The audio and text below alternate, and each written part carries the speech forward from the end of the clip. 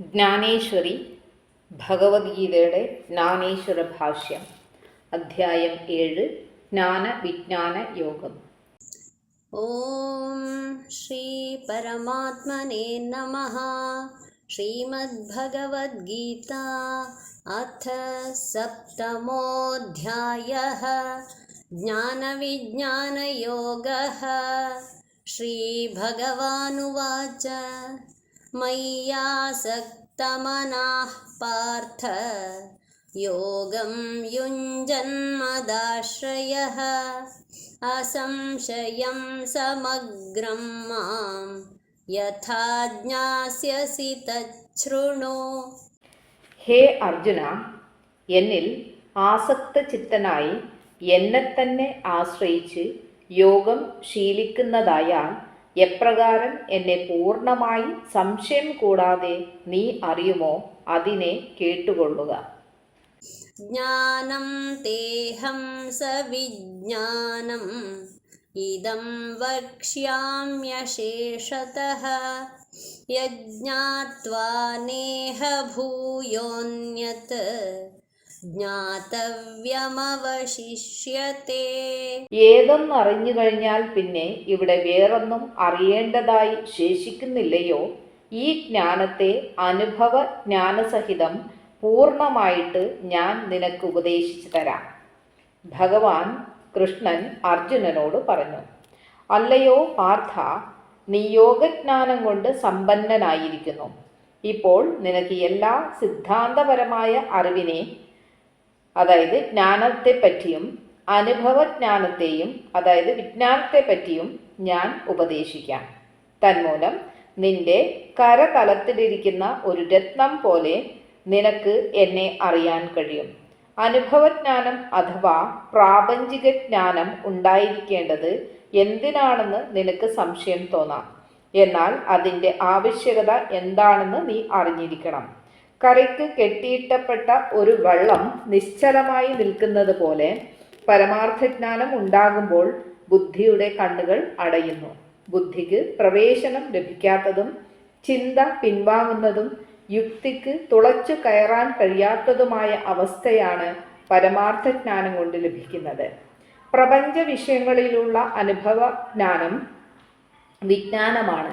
അത് പരമാർത്ഥജ്ഞാനത്തിൽ നിന്നും തികച്ചും വ്യത്യസ്തമാണ്. പ്രപഞ്ചം മുഴുവനും സത്യമാണെന്നുള്ള വിശ്വാസം അജ്ഞാനമാണ്. ജ്ഞാനം, വിജ്ഞാനം, അജ്ഞാനം എന്നീ മൂന്നിനെയും തമ്മിൽ തിരിച്ചറിയാൻ കഴിയണം. പരമാർത്ഥജ്ഞാനം അജ്ഞാനത്തെ അകറ്റുകയും വിജ്ഞാനത്തെ വെന്തിരിച്ച് കരിക്കട്ടയാക്കുകയും ചെയ്യുന്നു. അത് ആത്മാവിനെ പറ്റി അറിയുന്നതിന് ഒരുവനെ സഹായിക്കുന്നു. ആ അവസ്ഥയിലെത്തുമ്പോൾ വ്യാഖ്യാതാവ് അതേപ്പറ്റിയുള്ള എല്ലാ പ്രതിപാദനവും അവസാനിപ്പിക്കുന്നു. അതേപ്പറ്റി കൂടുതലായി കേൾക്കണമെന്നുള്ള ആഗ്രഹം ശ്രോതാക്കൾക്ക് ഇല്ലാതാകുന്നു. ചെറുതും വലുതുമെന്നുള്ള ഭേദചിന്തകളെല്ലാം അവസാനിക്കുന്നു. ഈ പരമാർത്ഥജ്ഞാനം എന്തെന്ന് ഞാൻ വിശദീകരിക്കാം. അതേപ്പറ്റി അല്പമെങ്കിലും അറിയാൻ കഴിഞ്ഞാൽ നിന്റെ മനസ്സിന് വളരെ സമാധാനം ലഭിക്കും. മനുഷ്യാണാം സഹസ്രേഷു കശ്ചിദ്യതതി സിദ്ധയേ യതതാമപി സിദ്ധാനാം കശ്ചിന്മാം വേത്തി തത്വതഃ. അനേകം മനുഷ്യരുടെ ഇടയിൽ കഷ്ടിച്ച് ഒരുവൻ പൂർവപുണ്യവശാൽ ആത്മജ്ഞാന സിദ്ധിക്കായിക്കൊണ്ട് പ്രയത്നം ചെയ്യുന്നു. അവരുടെ ഇടയിൽ തന്നെ കഷ്ടിച്ച് ഒരുവൻ പരമാത്മാവായിരിക്കുന്ന എന്നെ പരമാർത്ഥമായി അറിയുന്നു. യഥാർത്ഥത്തിൽ വളരെ കുറച്ച് ആളുകൾ മാത്രമേ പരമാർത്ഥജ്ഞാനം ആഗ്രഹിക്കാറുള്ളൂ. അവരിൽ വിരളമായിട്ട് ഒരുവന് മാത്രമേ എന്നെ അറിയാൻ കഴിയുന്നുള്ളൂ. ശൗര്യവും പരാക്രമവും ഉള്ള വ്യക്തികളെ തിരഞ്ഞെടുത്താണ് ലക്ഷത്തോളം പേർ വരുന്ന സൈന്യത്തെ സംഘടിപ്പിക്കുന്നത്. എന്നാൽ അവരിൽ ഒരുവൻ മാത്രമേ വിജയലക്ഷ്മിയുടെ സിംഹാസനത്തിൽ ഇരിക്കുന്നതിന് ഇടയാവുന്നുള്ളൂ. മറ്റുള്ളവരെല്ലാം ആയുധങ്ങൾക്ക് ആഹാരമായി തീരുന്നു. അതുപോലെ ആത്മജ്ഞാനത്തിൻ്റെ പെരുവെള്ളത്തിലേക്ക് എടുത്തു ചാടുന്ന അനവധി ആളുകൾ അപൂർവമായി ചിലർ മാത്രമേ മറുകര എത്തുന്നുള്ളൂ. ഈ ജ്ഞാനം സാധാരണമായിട്ടുള്ളതല്ല. ഇതേപ്പറ്റി ഞാൻ പിന്നാലെ വിശദീകരിക്കാം. ഇപ്പോൾ വിജ്ഞാനത്തെപ്പറ്റി, പ്രാപഞ്ചിക ജ്ഞാനത്തെപ്പറ്റി ഞാൻ നിന്നോട് പറയാം. ഭൂമിരാപോ നലോ വായുഃ ഖം മനോ ബുദ്ധിരേവ ച അഹങ്കാര ഇതീയം മേ ഭിന്നാ പ്രകൃതിരഷ്ടധാ. എൻ്റെ പ്രകൃതി, അതായത് മായ എന്ന ഈ ശക്തി തന്നെ ഭൂമി, ജലം, അഗ്നി, വായു, മനസ്സ്, ആകാശം, ബുദ്ധി, അഹങ്കാരം എന്നിങ്ങനെ 8 വിധമായി വേർതിരിഞ്ഞിരിക്കുന്നു. അല്ലയോ പാർത്ഥ, ശ്രദ്ധിക്കുക. പ്രതിബിംബങ്ങൾ നമ്മുടെ ശരീരത്തിൻ്റെ തന്നെ നിഴലുകൾ ആയിരിക്കുന്നത് പോലെ മൂലതത്വത്തിനാധാരമായ വസ്തു എൻ്റെ പ്രതിച്ഛായയായ മായ എന്ന ശക്തിയാണ്. അതിന് പ്രകൃതി എന്ന് പറയുന്നു. അതിന് 8 ഭാഗങ്ങളാണ് ഉള്ളത്. ജഗത്രയം അതിൽ നിന്നുത്ഭവിക്കുന്നു. ഈ 8 വിഭാഗങ്ങൾ ഏതൊക്കെയാണെന്ന് നിനക്കറിയണമെങ്കിൽ പറയാം, കേട്ടോളൂ. ഭൂമി, ജലം, അഗ്നി, വായു, ആകാശം, മനസ്സ്, ബുദ്ധി, അഹങ്കാരം എന്നിവയാണ് അവ. അപരേയമിതസ്ത്വന്യാം പ്രകൃതിം വിദ്ധി മേ പരാം ജീവഭൂതാം മഹാബാഹോ യേദം ധാര്യത്തെ ജഗത്. അല്ലയോ മഹാബാഹോ, മേൽ 8 വിധമായി വിഭാഗിക്കപ്പെട്ട ഈ പ്രകൃതി അപരാപ്രകൃതിയാണ്. എന്നാൽ ഇതിൽ നിന്നും ഭിന്നമായും ജീവസ്വരൂപമായും ഈ ജഗത്തിനെ ധരിച്ചുകൊണ്ടിരിക്കുന്നതുമായ എൻ്റെ പ്രകൃതിയെ പരാപ്രകൃതിയെന്ന് അറിഞ്ഞാലും.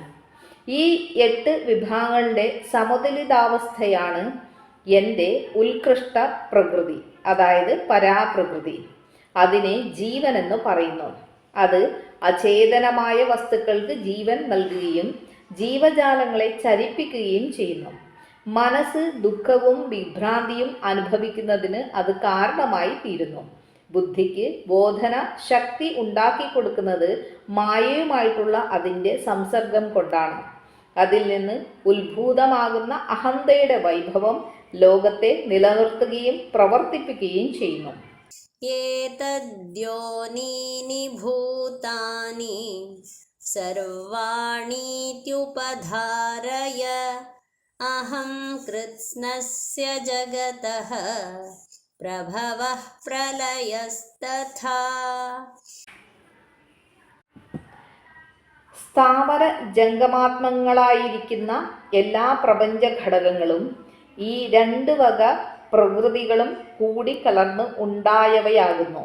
ഈ 2 പ്രകൃതികൾ മൂലമായി സർവജ്ഞനായും ഈശ്വരൻ ആയുമിരിക്കുന്ന ഞാൻ സകല ജഗത്തിൻ്റെയും ഉത്ഭവസ്ഥാനവും ലയസ്ഥാനവും ആണെന്നറിഞ്ഞാലും സൂക്ഷ്മ പ്രകൃതി സ്ഥൂല പ്രകൃതിയുമായി സംയോജിക്കുമ്പോൾ സൃഷ്ടിക്കപ്പെടുന്ന വസ്തുക്കൾ അനന്തമാണ്.